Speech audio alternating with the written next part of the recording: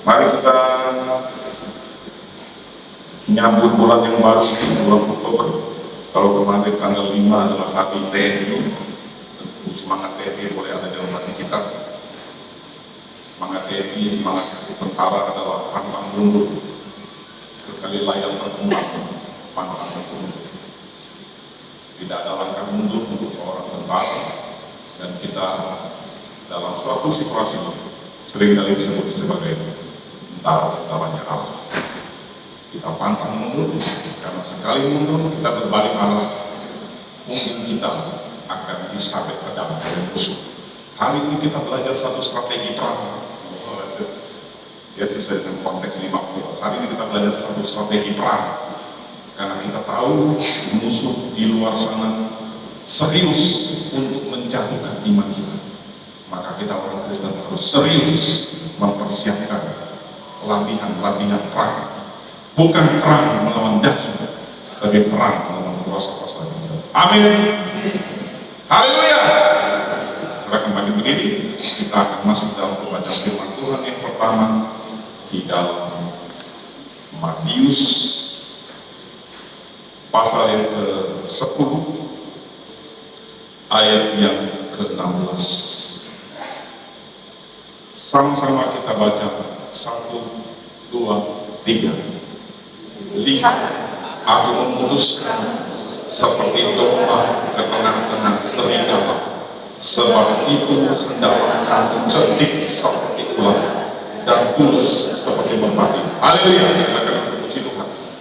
Pembukaan firman Tuhan yang pertama sudah membuka mengikat strategi perang kita di tengah-tengah dunia yang digambarkan seperti serigala.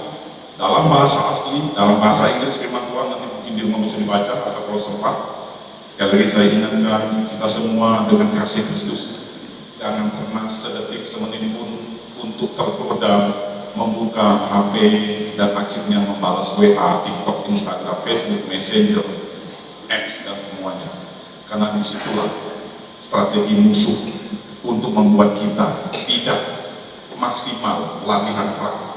Hari ini kita latihan perang, setiap ibadah kita latihan perang. Tapi waktu latihan biasanya musuh akan menyusupkan intel-intel agen-agen rahasia. Hari ini wajah masuk kita menentang tema yang pertama, lalu wajah ini dari tentara semua dan semua. Siapa bilang tentara yang senyum tentara senyum tadi oleh senyum terus tentara itu. Jangan Bapak Ibu mentang-mentang saya tadi kita di dunia dengan mari kita hari latihan perang langsung muka perang semua. Yang tadinya domba langsung pasang jubah serigala, padahal dalamnya domba. Masih mending domba berbulu serigala. Kadang-kadang yang bahaya serigala berbulu. Lihat, bangsa macam gigi gua. Aku hanya kecil atau hanya besar? Besar, menandakan Yesus. Ingat Matius 10 ayat 1 ditulis perikopnya Yesus memanggil ke-12 rasul. Ayat 5 Yesus mengutus ke-12 rasul. Ayat 16. Wah, ini kadang-kadang orang Kristen bahkan pendeta kadang-kadang tidak mau pakai ini, takut jemaatnya pergi atau persembahannya kurang. Pas firmannya keras, berikan sedikit. Pas firmannya yang manis-manis, diberkatilah engkau. Berdosa tidak apa-apa, kerjakan aja lagi, Tuhan baik, ya Tuhan ampuni. Berdosa tidak apa-apa, Tuhan baik. Bayangkan Tuhan baik, tapi konotasinya ngampuni terus berdosa. Jadi pulang gereja pemahaman jemaat yang salah. Di sini tidak ada, di sini tidak ada, di sana, di sini mungkin. Jadi pulang gereja bikin begini nggak apa-apa, Senin sampai Sabtu sembarangan hidup. Nanti pas 7:45 seperti bapaknya dari penyembahan kita minta ampun.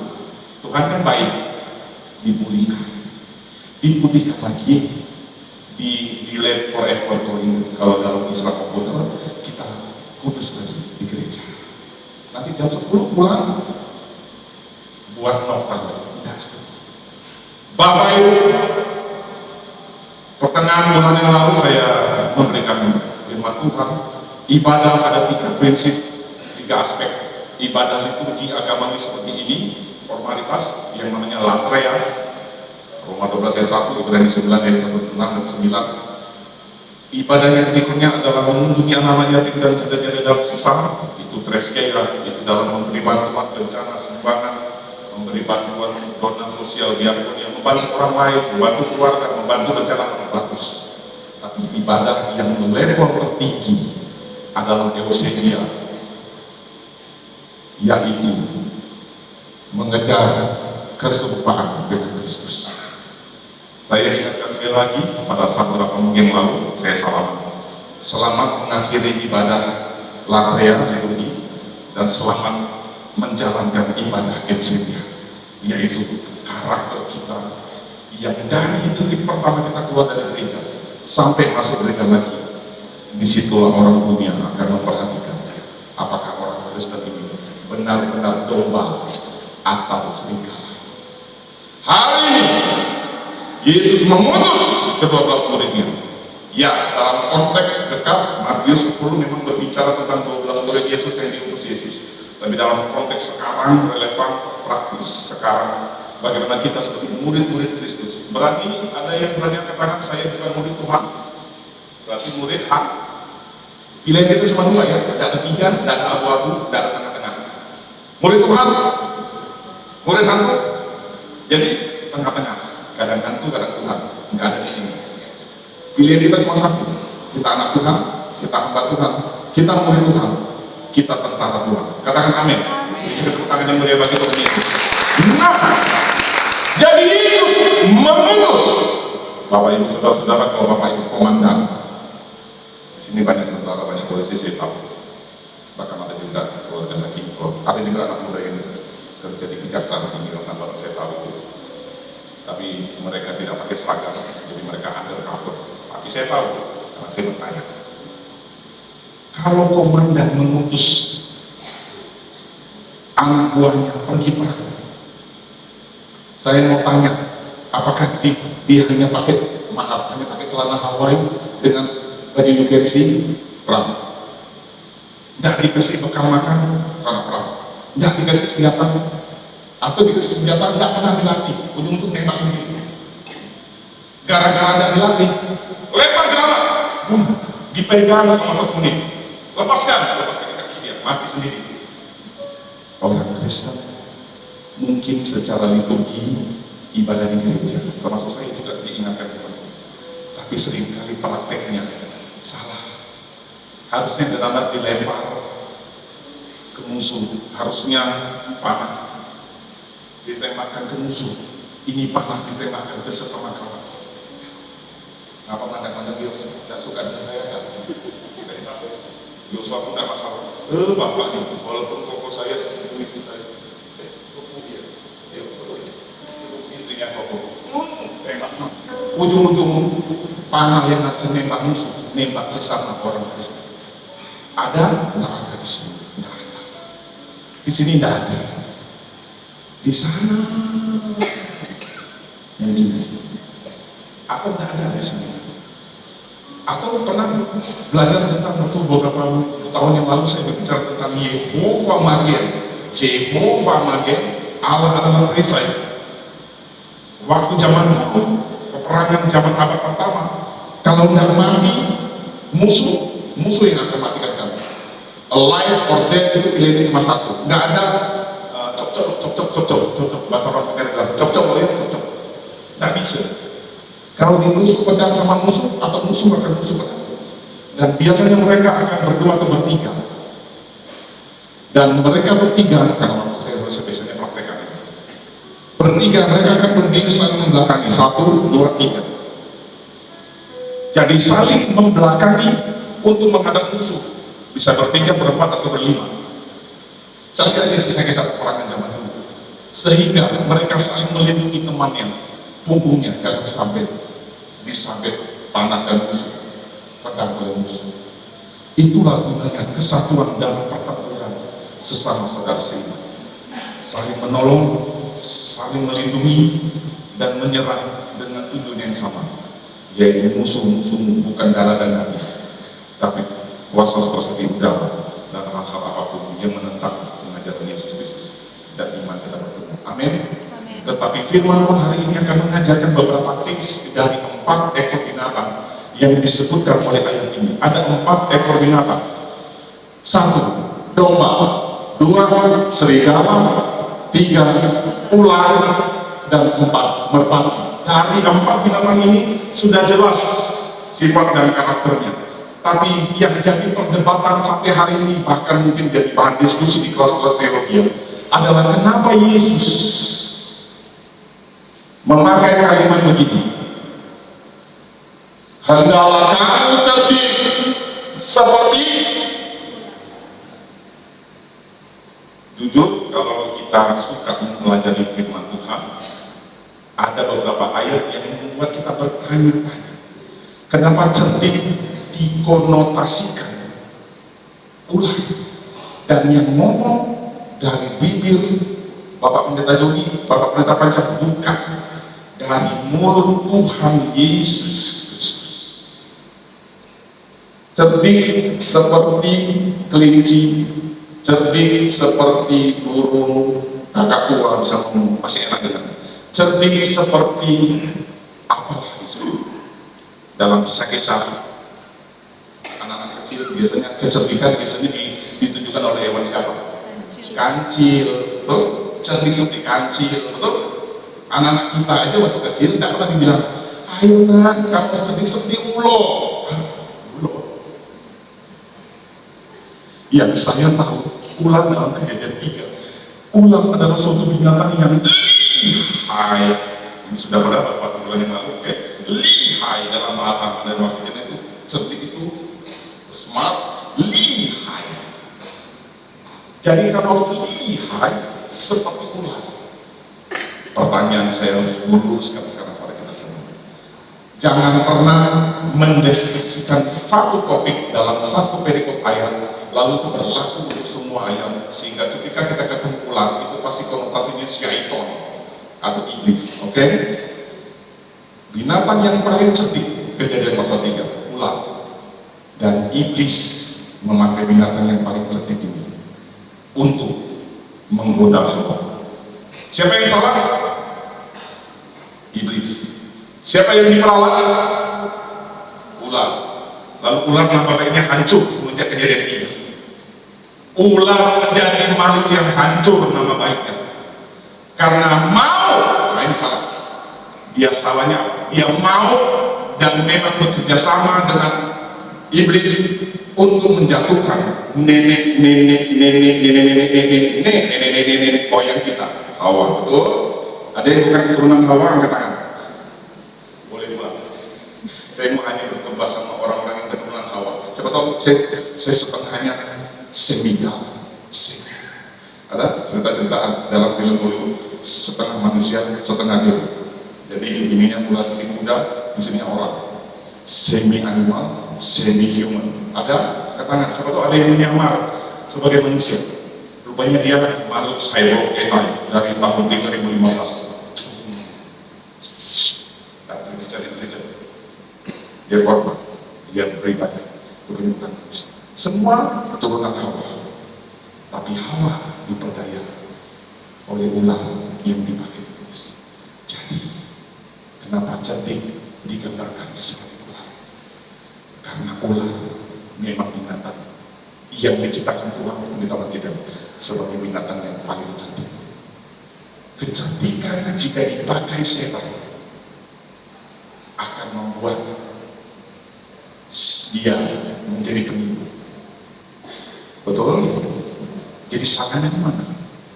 Bukan kecerdikannya, bukan ularnya, tapi oknum yang mau dipakai iblis untuk menjahati orang lain. Dalam sisi konteks Kejadian 3, iblis iblis memakai ular untuk menjatuhkan. Tapi memang dalam sejarah Perjanjian Lama sampai Perjanjian Baru, bahkan sampai Wahyu ini si ular itu selalu konotasinya setan dan iblis. Jadi kita akan lihat 4 binatang ini dengan lebih sering. Mari kita pindah fase Yosetel, kita masuk dalam gigi 3. 1, kita lihat sekarang tentang domba. Karena konteks dari Yesus, saya suka sekali ini sangat serius dari mendengarnya. Sangat serius kan. Tidak ada yang lihat HP karena belum tidak kena peringatan ya. Jadi semuanya lihat pasti pendeta. Itu cara saya untuk menguasai keadaan. Walaupun mungkin ada satu dua yang masih lihat HP saya berkata. Lihat, aku memutuskan. Ini konteksnya perputusan Tuhan. Hari ini kita tanah air kita di mana? Saya boleh berani sombong dalam berbagai dalam Tuhan. Kampungku di surga, kampung halamanku di surga sana. Bumi hanya sementara. Wih, keren ya. Jadi sangat filosofis dan puitis banget. Aku hanya sementara di dunia, karena nanti cepat atau lambat aku akan kembali ke kampung halamanku yang penuh dengan sukacita, kegembiraan, dan mereka ada air mata dan kata gigi di sana. Amin. Tapi aku dilahirkan, diturunkan ke bumi lewat rahim ibu, menyusui wanita air ibu. Hormat. Tahun 75 aku dilahirkan, masuk ke rahim ibu, lewat penimpa pada mana. Aku dilahirkan, makasih ibu. Ini bukan nyembah orang tua ya, ini namanya hormat. Sampai kapan pun aku akan hormat ibu. Dan aku akan membela jika ada orang-orang yang berani tidak sopan dan menghormat kepada orang tua kita masing-masing. Amin. Bukan kita melawan pakai pedang, tapi kita akan bertemu dengan orang yang kita bicarakan, ngomong langsung. Hormatilah orang tua, ayah dan ibu, karena disitulah ladang umurmu di tanah yang dijanjikan Tuhan. Hukum keberapa itu? Hukum keberapa itu? Hukum keberapa? Kelima, Tuhan menurunkan hukum tidak pernah main-main. Orang Kristen termasuk saya mungkin sering main-main. Hormat. Uno. Oke, kata Tuhan, silakan Uno. Rupanya umurnya tidak panjang.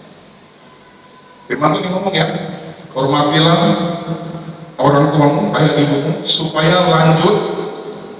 Loh, yang ngomong bukan Pak Joni, maaf.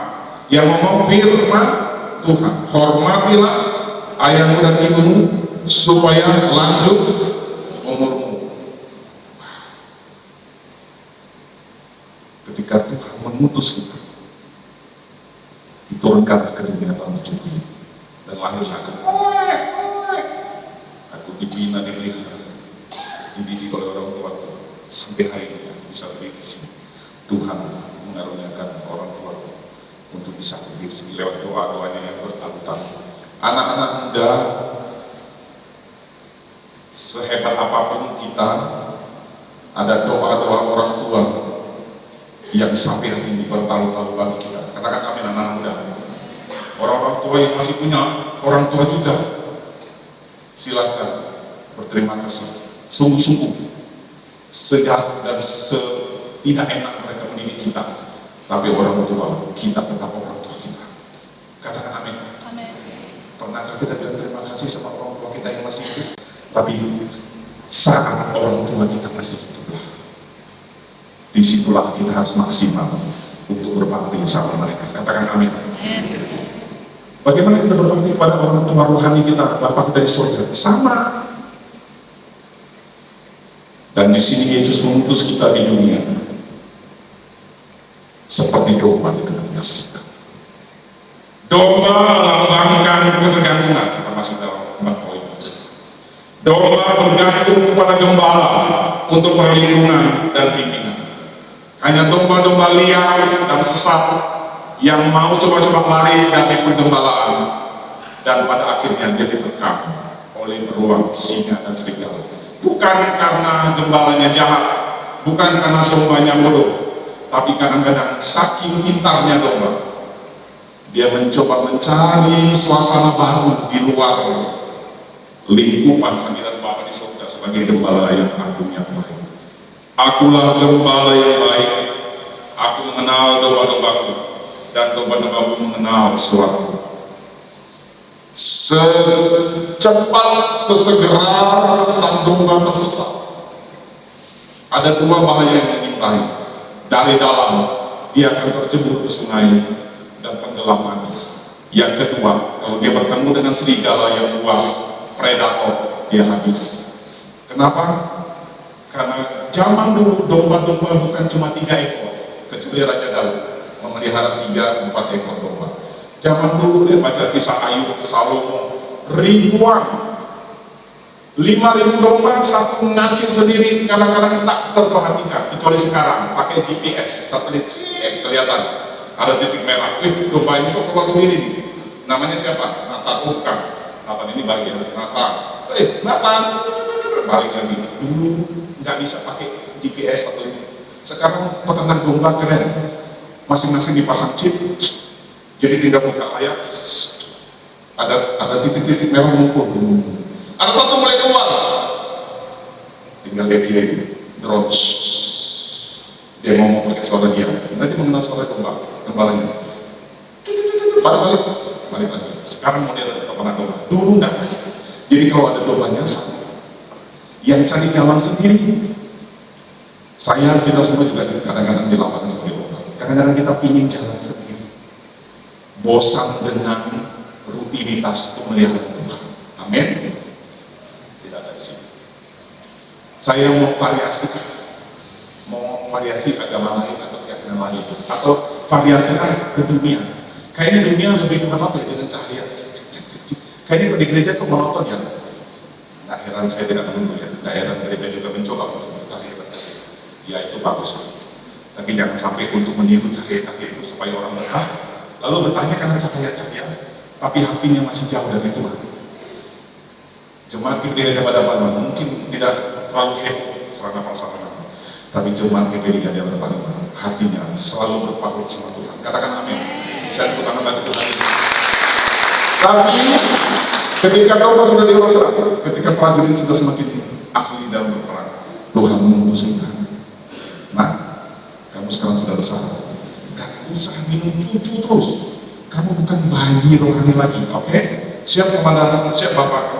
Harus komandan, aku memutus engkau ke dunia. Jangan melotot matanya, tenang dulu, Bapak belum ngomong selesai. Oke, ini perlengkapan khusus, ini pelatihanmu, ini senjatamu, ini perisaimu, ini pedangmu, ini panahmu, ini tombakmu, dan semuanya itu ada Abinawas Alibaba yang akan mengajarkan 6 bulan selama setiap hari untuk mengajarkan kamu bagaimana berperang. Iya Pak, asalkan kamu mau melatih untuk berperang oleh staf dulu. Iya Pak, ya siap, punya kemampuan, punya skill, ya siap untuk bersiap-siap menghadapi sewaktu pertempuran. Kenapa tentara dan polisi selalu latihan tempur latihan perang walaupun tidak pernah benar-benar? Betul ya Pak? Supaya apa? Waspada. Sewaktu-waktu musuh menyerang, tidak gelagapan, tidak tahu mengenai apa. Pencet tombol udah bagian pencet tombol itu apa mixer masak kue. Pencet ini kirain keluar mengerja, rupanya keluar itu lubang api. Habis itu karena kita latihan. Kapan kita latihan? 1 Timotius 4. Latihlah dirimu.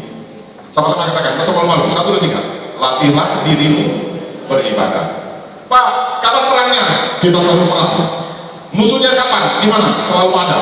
Musuh berbicara tentang tantangan dari luar, dan musuh yang paling bahaya adalah musuh dalam selimut.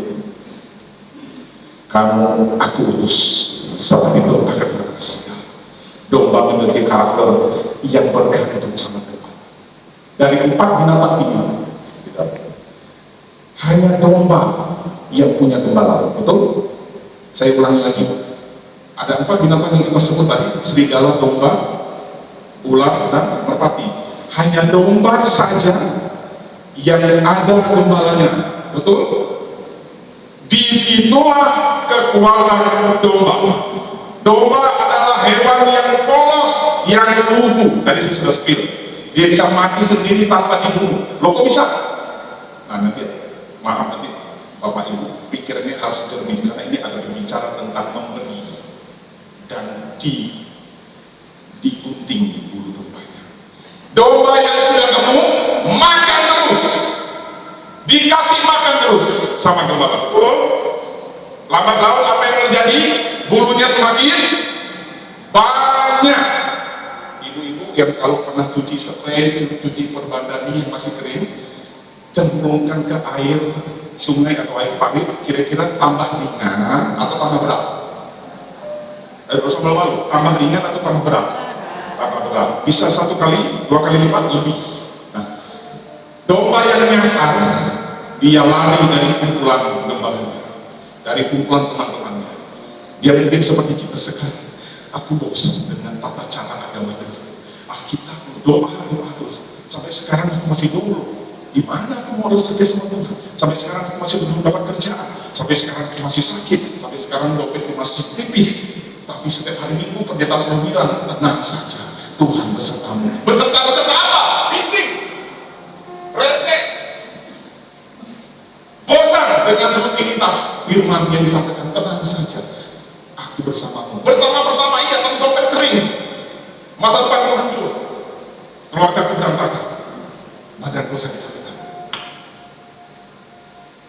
Lalu domba itu mencoba keluar dari kasih dan untuk melihat gembala. Gembala tidak tahu, teman-temannya tidak tahu, karena teman-temannya asik tidur. Dia tidak bisa tidur karena mikirkan, aku bising dengan segala hal yang rutin tentang Tuhan Yesus. Baik-baik Tuhan Yesus. Aku mau mencoba kenikmatan dunia. Di sini tidak ada nikmat. Mulia ada movie semua. Kulit domba tinggi semua. Di sana ada yang coklat, serigala masuknya. Ada yang hijau, tumbuhan zaitun. Ada yang merah, bumbu raja batu. Ada yang ini bunglon, ada bunglon. Bunglon itu bisa ganti-ganti warna. Dia kalau coklat, pohonnya jadi coklat. Kalau itu jadi hijau. Aku mau ngumpul sama bunglonnya. Bosan. Kuliah sekarang kumpulan kawan-kawan cuma bulunya putih semua. Bosan. Dia pergi. Dia lupa badannya sudah besar. Sudah penuh dengan rezeki. Maaf, tolong pikirannya jernih. Saya tidak akan mengarah kepada memberi yang lalu kayak morek-morek janji iman isi-isi. Lalu domba mulai gemuk, dipenuhi dengan kegemukan karena dia tidak pernah olahraga mungkin atau makan terus, tapi tidak pernah digunting bulunya sama gembala. Apa arti digunting bulunya sama gembalanya? Pikirkan sendiri. Semuanya ditampung, berkat dari Tuhan ditampung, berkat dari gembala ditampung, berkat dari makanan ditampung, dapat rumput yang hijau ditampung, makan, gemuk dia, besar, gemuk sekali. Lalu dia lari. Perhatikan baik-baik, simak baik-baik. Ini maknanya sangat dalam dan bagi saya tidak perlu jadi permenungan. Dia menemukan mata air, sebuah danau atau sungai yang cukup dalam. Dia mencoba minum.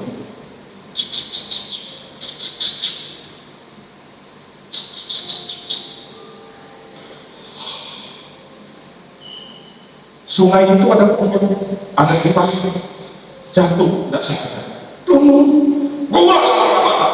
Kaget dia, kaget dipleset jatuh dalam sungai. Terendamlah semua bulu domba yang seperti wol itu di sungai. Yang tadinya beratnya cuma 20 kilo, lalu terendam sekian menit, lalu menyerap air. Beratnya jadi 60 kilo. Kalau tidak ada yang menolong, domba ini kemungkinan mati, tenggelam karena keberatan bulu domba yang sudah mengerti senyum-senyum. Kita kadang-kadang ingin gemukkan terus diri kita, hidup kita, keluarga kita, komunitas kita, tapi kita kadang-kadang ogah untuk bulu dombanya digunting. Bulu domba digunting, aku menjadi berkat untuk orang lain. Katakan amin. Akhirnya bulu domba itu menjadi pakaian mulutnya Ibu Mega. Diberilah demi keluar. Mahal. Lalu Ibu Marlina juga pergi ke sana. Beli jaket bulu wol. Orang yang hangat, dia kena gunting. Tapi wahai domba-domba, saya juga harus katakan ini. Tidak selamanya Tuhan biarkan domba kulit yang mulus, bulunya kena gunting. Berjalannya waktu, bulu domba akan bertumbuh lagi. Amin. Dan kembali lagi siklus itu akan terjadi. Kalau mau aman, buluku jangan terlalu lebah. Karena kadang-kadang air minumku yang menjadi bahan untuk aku sehat justru bisa membuat aku bahaya. Ada dualisme daripada berkat yang digambarkan di air minum sungai. Kalau dia lupa atau dia tidak digunting-gunting, air sungai yang harusnya membuat kehidupan dia segar, tapi karena dia minum, mungkin rakus serakah, dia kecemplung, dia belum dan tidak digunting-gunting. Bahaya di balik berkat. Pernah dengar ada rumah yang didirikan di atas batu dan pasir? Hujan timur balik, angin dan banjir. Hujan selalu berarti berkat. Dan kadang-kadang kita, saya tidak menganggap Bapak Ibu saja, kita mikir kalau sudah diberkati Tuhan artinya uang banyak, masa depan cerah, kerjaan beres, bisnis lancar, tender bisa nambah berkali-kali. Yang harusnya dari Senin sampai Sabtu malam selesai urusan tender, Minggu pun bisa dilupakan karena ada tender 50M jam 9 lewat 7 menit, 1 menit lagi. Dan di WA, kalau itu tidak keluar sekarang, tanda tangan di warung kopi di depan gereja, tender bapak. Jujur, ayo, mau keluar atau enggak? Mas, satu menit lagi dari ini, aku akan putuskan, aku akan menjadi kekasihmu atau tidak. Aku uji kalau mencintai gerejamu atau aku. Pertama, calon yayang. Jujur, anak muda mau keluar dengan cek-ceknya mau ke WC, padahal ketemu dengan janjian sama yayangnya di warung kopi depan, atau tetap balasnya begini.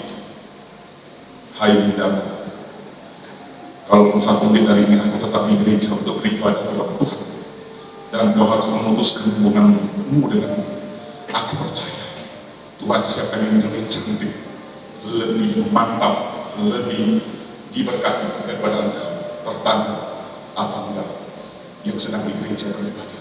Berani anak muda ngomong gitu? Ini contoh gampang, saya bikin gampang, sudah rumit pakai teologi. Enggak gampang. Makanya Tuhan melatih kita beribadah seperti tentara yang dilatih dari memutus domba di tengah-tengah serigala. Apalagi kita dapat dari dalam domba. Domba itu lemah lembut dan rendah hati. Dia terkenal sebagai hewan yang lemah dan sebenarnya. Milikilah kerendahan hati sebagai pengikut Kristus. Katakan amin. Rendah hati itu tidak pernah disadari oleh orangnya. Kalau orang menyadari dia rendah hati, dia adalah orang sombong. Betul? Siapa yang rendah hati? Angkat tangan.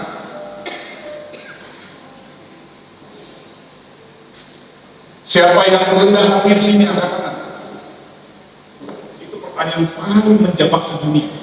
Kalau dia tidak angkat tangan, berarti dia tinggi hati. Tapi kalau dia angkat tangan, saya Pak, saya rendah hati. Anda sombong, saya langsung bilang. Karena Anda merasa lebih rendah hati. Sombong itu artinya merasa lebih rohani, lebih suci, lebih dipakai Tuhan. Itu sombong. Kami ini betul-betul harus hati-hati. Karena khotbah itu gampang. Apalagi di zaman ChatGPT, zaman AI. Bapak ini bisa khotbah dengan mudah. Tapi ada satu khotbah yang sangat sulit, yaitu ibadah eusebia. Gaya hidup kita, karakter kita menyerupai karakter Kristus yang akan dilihat dunia detik ini sampai kita mati. Dunia akan melihat, oh betul ini Pak Sohman orang Kristen, orang anak Tuhan. Wajib diteladan hidupnya. Karena walaupun menghadapi badai gelombang hidup yang susah, dia tetap setia mengikuti Tuhan. Oh, si A ini saya respect. Ada satu cerita dari seorang penginjil di Afrika atau di Eropa, saya lupa. Anggap aja anonim supaya saya tidak terkesan bohong. Ini bisa fiksi, bisa faktual. Sudah lama dia ngomong sama seorang profesor yang ateis agnostik. Ingat ya, zaman anak muda sekarang generasi Z, generasi Y, milenial itu terkenal dengan agnostik. Agnostik artinya tidak peduli agama, tidak peduli Tuhan. Mau ada Tuhan terserah, mau ada Tuhan terserah.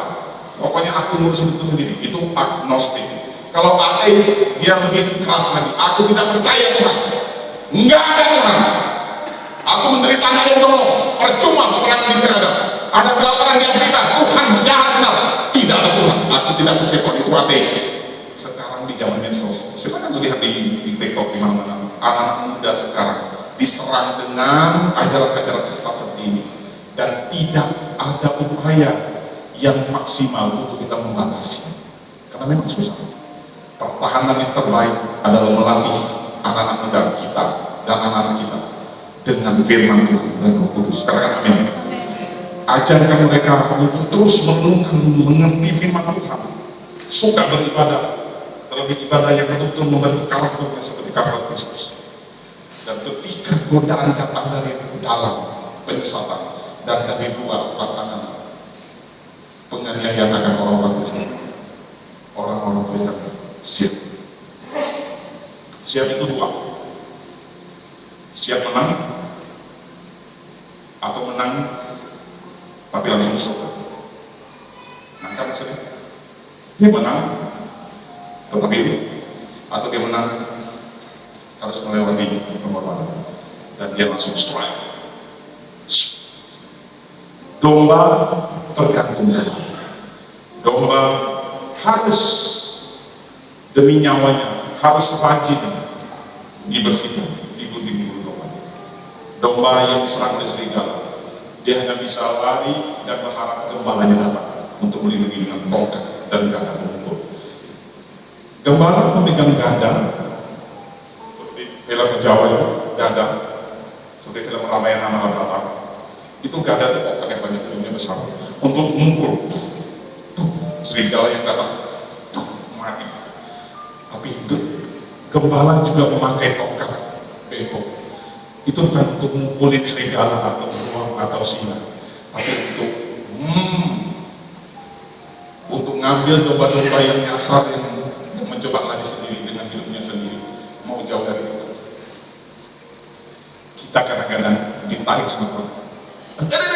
Sakit Tuhan jahat. Padahal itu Tuhan mau menyelamatkan kita.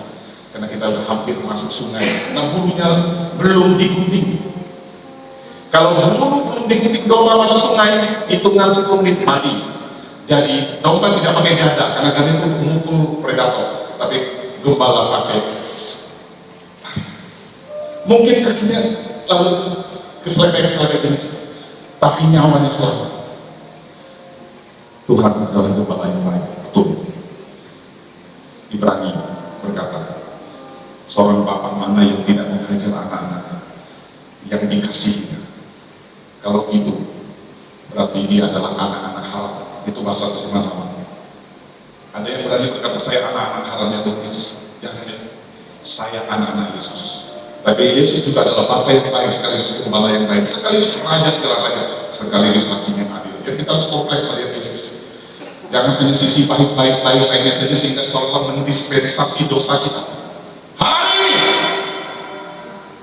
yang masih menyimpan kesalahan pelanggaran dosa di hadapan Tuhan bertobat. Kami semua juga harus terus mengintrospeksi diri. Adakah kata-kata kami, tindakan kami tidak sesuai dengan apa yang kita ucapkan? Diutus di tengah-tengah serigala.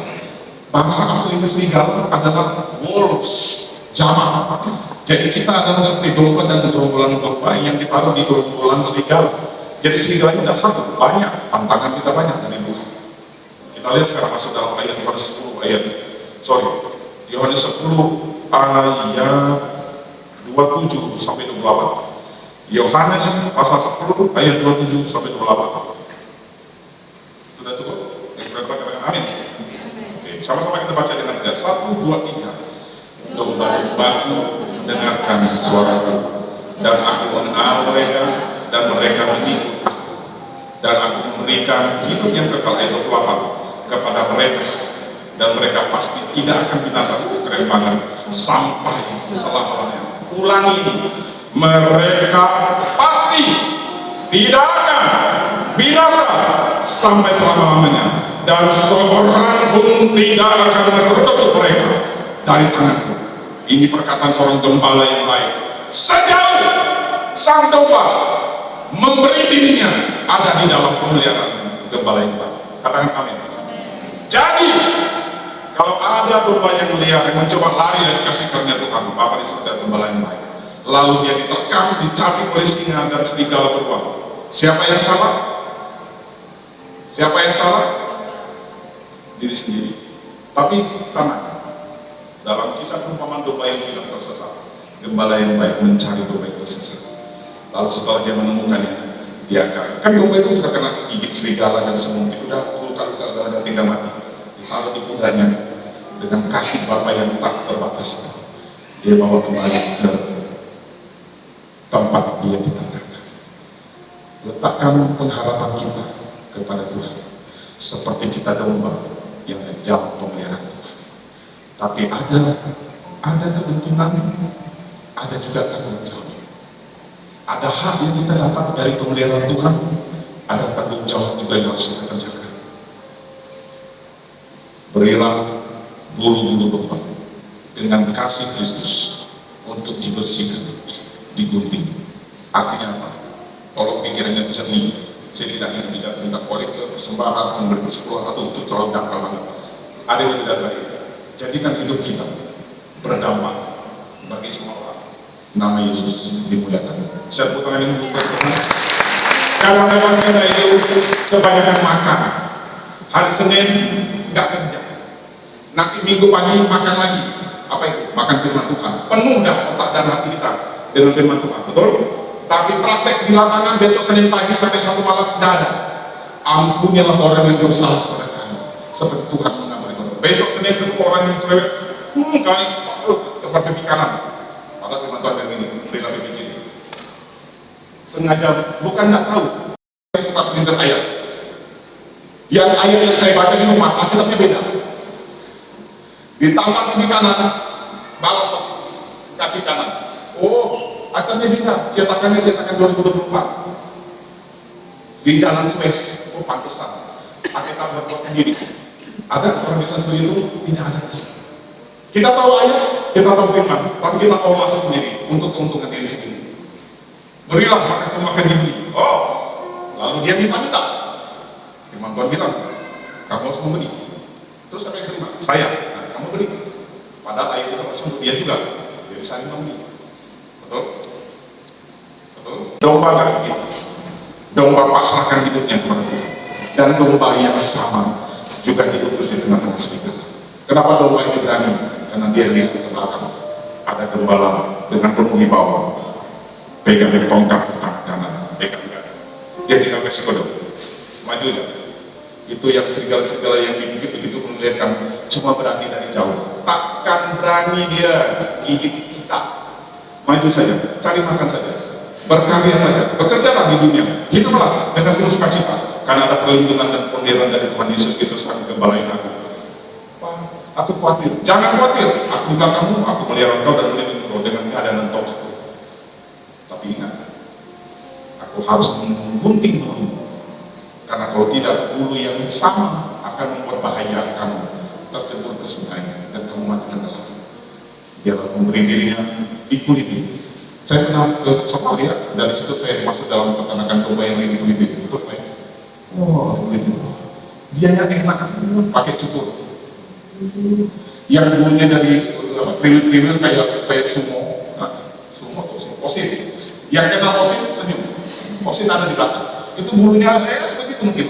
Di domba lebih bulu lagi, lebih di itu. Jadi mulus kayak cicak. Dari kulit domba jadi semulus cicak. Dan setelah itu dia terjun ke sungai, dia bisa pergi lagi. Kenapa? Karena tidak ada air yang nempel di bulu yang tebal. Dia bisa bebas menikmati berkat Tuhan dengan tanpa khawatir tenggelam karena berkat itu. Dia bisa menikmati kesegaran sungai dari Tuhan tanpa dia harus khawatir dia tenggelam karena dipuja. Karena dia bisa berkata segala yang terjadi, mujizat yang dilakukan, karunia-karunia roh yang aku kerjakan, semuanya dari Tuhan. Segala kemuliaan hamba-hamba Tuhan, para pemikir, pendeta-pendeta, Tuhan pakai dengan berbagai rupa. Tapi karena bulunya sudah digunting, dia tidak tenggelam dalam sungai pujian. Dia justru malah segar di sungai, dan kapan pun dia bisa naik lagi. Kenapa? karena dia tidak tenggelam dalam ujian, karena dia sudah dicukup bimbingan. Segala kemuliaan hanya bagi Tuhan Yesus Kristus yang mengutus aku di tengah-tengah serigala. Serigala berbicara tentang masalah dari luar dan penyesatan dari dalam. Ayat terakhir, Matius 7 ayat 15 dan 16. Ini juga harus saya lengkapi oleh jemaat Tuhan. Ada penyesat-penyesat di akhir zaman yang sudah bekerja sejak jauh-jauh hari untuk merontokkan iman Kristen. Matius 7 ayat 15 sampai 16. Sama-sama kita baca dengan lantang. 1, 2, 3. Waspadalah dari nabi palsu yang datang kepada dengan menyamar seperti domba, tetapi sesungguhnya mereka adalah serigala yang puas. Dari buahnya kamu akan mengenal mereka yang malas. Dapatkah orang memetik buah anggur dari semak duri, atau buah ara dari rumput duri? Ayat 15. Waspadalah, kejahatan bukan terjadi karena niat, tapi karena kesempatan. Betul, ada sifat nabi dulu, ada di NCTI ya. Sekarang tidak ada lagi. Waspadalah, waspadalah. Musuh dari luar kelihatan. Oh, asapnya tebal. Oh, ada ribuan orang kita langsung siapkan kalah. Tapi musuh yang di sebelah kiri kanan belakang kita, yang sama-sama bulunya domba, rupanya serigala. Gimana cara mendeteksi? Firman Tuhan memberikan langkah yang tegas dan praktis. Dari buahnya kamu akan mengenal mereka. Dia domba atau serigala, atau dia domba asli sejati, atau domba yang sebenarnya adalah serigala menyamar berburu domba. Bagaimana cara Yesus memberikan nasihat kepada murid-muridnya? Yesus ada seseorang yang mengajarkan ajaran yang tidak daripadamu. Apakah kami harus membahasnya atau memeranginya sekarang? Itu bahasa gampangnya, bukan bahasa ayat firman Tuhan. Yesus bilang begini, sabar, tunggu waktunya. Kalau dia tumbuh, dia berbuah tegak. Tapi kalau dia gandum, pada saat dia berbuah, segala kemuliaan. Pak Pendeta, siapa dia bertanya? Makin dia dulu. Hanyalah banyak disembuhkan, banyak dilepaskan, banyak dimujizat, dia semakin merunduk. Segala kemuliaan hanya bagi Tuhan Yesus. Yohanes Pembaptis ketika dipuji sama pengikutnya, Yohanes Pembaptis saat ini, biarlah Yesus yang semakin bertambah-tambah namanya, namaku semakin berkurang-kurang. Dan terbukti Yohanes Pembaptis harus mati di penggal Yesus. Padahal Yohanes Pembaptis adalah kakak sepupu Yesus, 6 bulan jaraknya, karena Elizabeth adalah masih saudara dengan Maria, bukan Maria sendiri, Maria itu Yusuf. Harusnya Yesus begini, Dek, cuci kaki dulu, Dek. Lalu Yesus bilang, iya. Lalu Yesus bilang, dosa, abang sepupu ya, 6 bulan lebih tua. Oh iya. Lalu si adiknya semakin berkibar pelayanannya, dia bilang, Dek, jangan gitu dong, aku itu dong, aku harus lebih mencolok nama saya. Kau kan adik junior, oke? Senior dengan junior itu bisa bikin racun, gitu kata pelayanan. Oh, aku senior, kamu junior nggak bilang macam-macam. Senior dulu ya, harus tampil. Yohanes Pembaptis tidak begitu baik.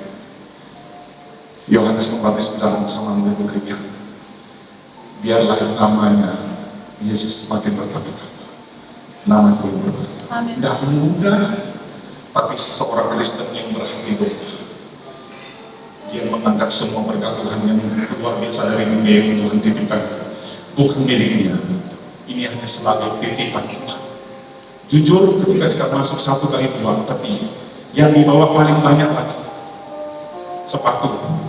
Nggak ada itu deposito, mobil 5, rumah 10, tanah 16 hektar, sawit 70 ton, nggak dibawa. Kami dari Komisi Sosial Dunia sudah terlalu sering melihat orang kaya sultan dari apapun sampai orang yang menengah, akhirnya paling banyak membawanya baju di badan, paling banyak bunga dan rangkaian, dan salib yang harganya cuma berapa puluh ribu dari kayu biasa, tertulis rest in peace. requiescat in pace. Minggu lalu saya hadir dalam pemakaman salah satu sahabat orang tua kami, Uskup Agung Monsinyur Hieronymus Hermanus Unggun OFM Cup. Dia dari Katolik, tapi dia kenal dekat dengan Papi. Orang-orang tua kami, para majelis yang tahu tentang persoalan tanah, dia salah satu orang yang membela pada saat kasus tanah di gereja di tahun 2000 bersama seorang pendeta dari Jerusalem. Dia bertemu dengan Papi dan juga Om Jono sini saksi mata, dan orang tua ini berkata, kami bela jangan sampai 1 juta tanah pun terjual oleh mafia. Dan saya harus datang ke tempat persiapan terakhir. Itu saya menunjukkan hormat saya sebagai seorang anak dari Bapak Pendeta Anton Acal. Dan akhirnya semua kemudahan status pencapaian dia juga tetap termuncul di depan tepi altar gereja yang megah ini. Requiescat in pace, beristirahat dengan damai. Semua jadi payah kita mengejar harta dunia. Semua jadi lelah kita untuk mengejar. Sekarang ada suara anak belakang supaya dengar sampai belakang. Semua pencapaian kita di dunia ini seperti lagu kita. Ku tak membawa apapun juga, satu ke dunia. Saya mau mengajarkan ini bukan berarti Bapak Ibu saya ajak malas bekerja. No, kita harus rajin bekerja. Seperti Tuhan masih 1000 tahun lagi datang.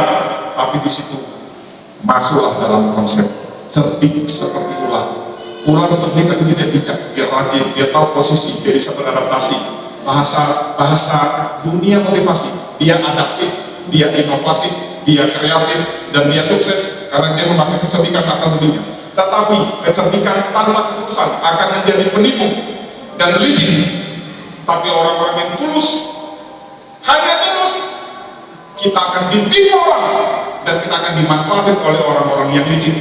Jadi Yesus memberikan satu strategi untuk menang menghadapi serigala-serigala yang jahat. Cerdik seperti ular,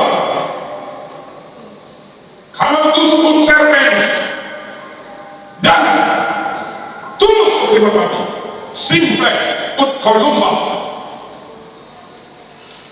Hanya cerdik bisa dipakai iblis, dan kejadian-kejadian 3. Iblis dipakai setan, ular dipakai setan untuk menggoda Hawa, betul? Karena dia cuma pintar, tapi dipakai setan. Licik, menipu, menggoda, menghancurkan banyak orang. Tulus, terlalu polos, lugu, dimanfaatin orang, dikadalin orang. Lagi dong duitnya, kan anak Tuhan harus tahu memberi. Iya, beri. Ujung-ujung udah habis. Lagi dong duitnya, kan anak Tuhan harus suka memberi. Nggak ada lagi, tapi kan kamu bisa pinjam pinjol. Dia pinjam pinjol 5M untuk kasih kawannya 4,5M. Dikejar pinjol, bunuh diri dia. Setelah diterakan ditanya, maaf, Inggris kan kasar. Oh iya, itu bukan mau saya, mau Inggris. Bodoh, ngapain kamu masuk sini? Kau kan tidak orang Kristen udah lama. Itulah karena aku saking mengasihi orang itu. Seolah-olah aku harus kasih terus. Ini kata Yesus, inilah tulus seperti merpati tanpa pakai kecerdikan. Yesus sudah kasih strategi sama kita. Cerdik seperti ular, bukan ular yang tipu ya. Cerdik, ular itu adaptif, dia bisa melihat situasi. Kalau dia bahaya, dia tunduk. Kalau tidak bahaya, orang itu mendekat.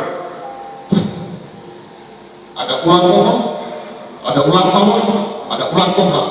Kalau dia menghadapi 10 orang, tidak mungkin dia bodoh-bodoh datang. Jadi lauk dicap-dicap. Dia pasti akan lari. Tapi ketika si manusia ini lagi nyantai tidur di bawah pohon, dibelitlah. Maka di Sumatera, di Sulawesi Barat banyak orang kena makan ular gitu, karena dia duduk tidur di dekat sama ular.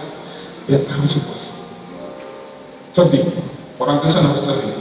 Tahu situasi melangkah, tahu situasi mundur, tahu situasi harus mengerjakan ini, tunda dulu. Itu cerdik. Tapi ingat, Yesus bilang ada kata dan, tulus. Merpati selalu menggambarkan ketulusan, kedamaian. Merpati tidak punya pendukung, sama kayak Pak Dengan. Karena pernah sudah operasi. Artinya yang tidak perlu, dia tidak nyimpan kebaikan. Merpati kalau dilepas, rumahnya di Pontianak dilepas, di Simo mungkin atau di Supadio, dia lepas.